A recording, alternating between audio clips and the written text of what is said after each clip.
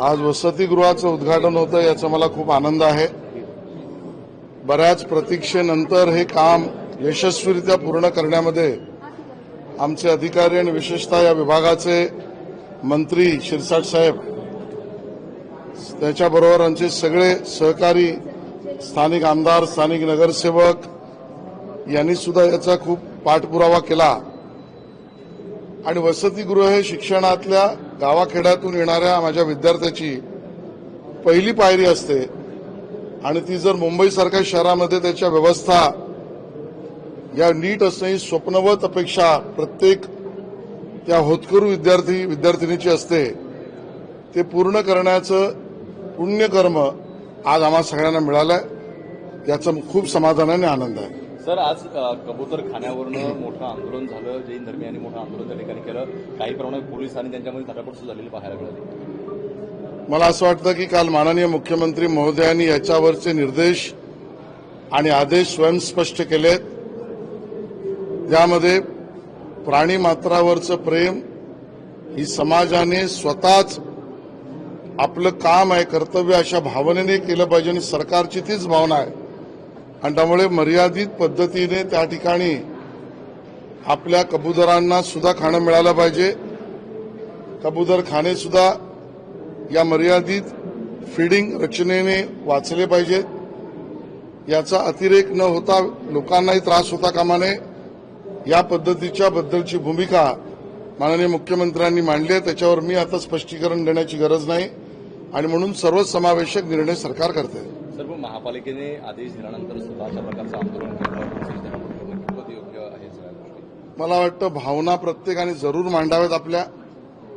हे सरकार सर्वांचं सरकार आहे आणि त्यामुळे आंदोलनकर्त्यांच्या भावना आम्ही विचारात घेतल्या एवढंच मी त्या ठिकाणी म्हणेन। सर, साठे यांची नियुक्ती न्यायाधीश म्हणून ज्या होणार आहे त्यावर काँग्रेसने मोठी आक्रमक नाही, काँग्रेसला बोलण्याचा अधिकारच काय? त्यांची जंत्री काढली ना तर तोंड लपवायला जागा राहणार नाही। या विषयाचं राजकीयकरण करणं हे निंदनीय आहे। कोण कुठल्या परिवारातून आलाय यापेक्षा नियुक्त होणारा व्यक्ती याची क्षमता काय हे महत्वाचं आहे। आम्ही तेच मांडतो म्हणून आजपर्यंत आम्ही असे प्रश्न उपस्थित केले नाही। नाहीतर माजी मुख्यमंत्री काँग्रेसचे, तत्कालीन मुख्यमंत्री काँग्रेसचे, त्यांचे किती मुलं किती जावई हे मुंबई उच्च न्यायालयात याची यादी काढणं हे संयुक्तिक होणार नाही। जे राष्ट्रवादी काँग्रेसचे युवा नेता ट्विट करतायत त्यांना त्यांच्याच पक्षातल्या राज्यसभेच्या पुण्यातल्या खासदारांच्या कोण कोण मुंबई उच्च न्यायालयात न्यायाधीश आहे हे नावं सांगणं मला संयुक्तिक वाटत नाही। त्यामुळे क्षमतेच्या आधारावर निर्णय होतो, तो निर्णय झालाय, तो योग्यच आहे। एकनाथ शिंदेची दिल्ली दौरा वाढलेला आहे, काय नेमकं सरकारमध्ये घडतंय? सरकारमध्ये घडायचं काय?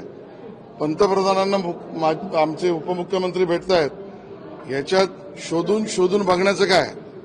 महाराष्ट्राच्या हिताचं, महाराष्ट्राच्या भलाचं, मराठी माणसाच्या हिताचं, विकासाचं, प्रगतीचं कार्य हे उपमुख्यमंत्री माननीय पंतप्रधानांना भेटून करणार आहेत। यात डोकावून बघण्यासारखं विरोधकांना काय नाही। उद्धव ठाकरे 3 दिवस दिल्ली दौऱ्यावरती आहे। आम्ही पैसे आणण्यासाठी करत होतो, फक्त एकनाथ शिंदे जे आहेत दिल्ली दौरा पाय घसण्याचं करतायत। मग आता दिल्लीला उद्धवजी कशाला गेले आहेत? कोणाला मुजरा करायला गेले आहेत? कोणाला लोटांगण घालायला गेले आहेत? कोणाकडे युती किंवा त्यांची महायुती याचा प्रस्ताव घेऊन गेले आहेत का? ते कोणाकडे गेले आहेत? खरं तर उद्धवजी ज्यांना भेटायला गेले आहेत त्या राहुल गांधींकडनं त्यांनी माफी मागितली पाहिजे। राहुल गांधी माफी द्या अशी मागणी केली पाहिजे।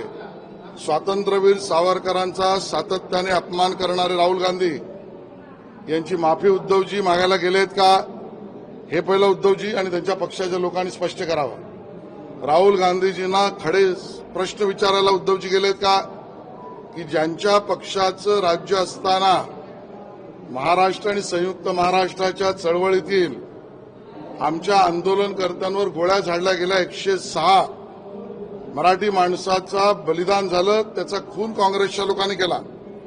त्या काँग्रेसच्या राहुल गांधी यांना जाब विचारायला उद्धवजी गेलेत का हे त्यांनी स्पष्टीकरण करावं आणि मग दुसऱ्यांना प्रश्न विचारावे। उद्धव ठाकरे दोन दगडावर पाय फिरता पाहायला मिळत आहे. एकीकडे राज ठाकरेंसोबत युती करण्याची चर्चा सुरू आहे, दुसरीकडे महाविकास आघाडी इंडिया आघाडी सुद्धा पाहायला बघा, यावर आज आम्ही भाष्य करणार नाहीत. त्यांना त्यांचा निर्णय करू द्या. कोण तळ्यात आहे, कोण मळ्यात आहे, कोण गळ्यात आहे ते त्यांना ठरवू द्या. मग आखाड्यात आम्हाला कोणाला घ्यायचं आम्ही ठरवू. उद्धव ठाकरे आणि राज ठाकरे दोघांनी सांगितलं आपल्या कार्यकर्त्यांनी की तुम्ही आपल्या कामाला लागा, युती करायची ते नाही. त्यांच्या कार्यकर्त्यांना काय सांगतील याच्यावर मी प्रतिक्रिया काय देऊ. माझा कार्यकर्ता महायुतीचा तयार आहे सामना करायला, एवढंच मी सांगेन.